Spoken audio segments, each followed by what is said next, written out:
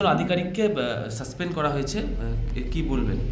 দেখুন, নির্বাচন কমিশন গতকাল শামশেরগঞ্জ, দেবরা, সুতি এরকম বেশ কয়েকটি জায়গায় সর্বমোট 7টি জায়গা যারা AERO বা এই লেভেলের যারা অফিসার ছিলেন তাদেরকে সাসপেনশনের অর্ডার দিয়েছে নির্বাচন কমিশন। দেখুন, আমি শুরু থেকেই বলছিলাম যে যারা আধিকারিক আছেন তাদের কাছে যে আপনারা নিয়ম অনুসারে কাজ করুন, ভারতবর্ষের সংবিধান অনুসারে কাজ করুন। তৃণমূল কংগ্রেসের কথায় যদি কাজ করতে যান আপনাদের চাকরি নিয়ে কিন্তু টানাটানি হবে।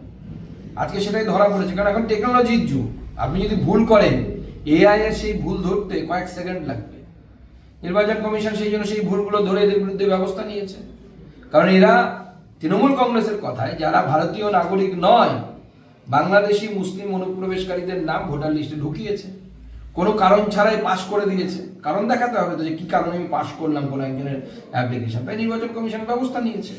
কিন্তু এর থেকেও যেটা ভয়ঙ্কর, আমি অফিসারদেরকে মনে করাতে চাই যে একটু ভালো করে নিয়মটা পড়ে নিতে, যে নির্বাচন কমিশনের যখন মডেল কোড অফ কন্ডাক্ট যখন লাগু হবে, সেই মডেল কোড অফ কন্ডাক্ট লাগু হওয়া অবস্থায় যদি নির্বাচন কমিশন কোনো অফিসারকে সাসপেন্ড করে, তাহলে সেই সাসপেনশন কিন্তু তুলতে পারে একমাত্র নির্বাচন কমিশন।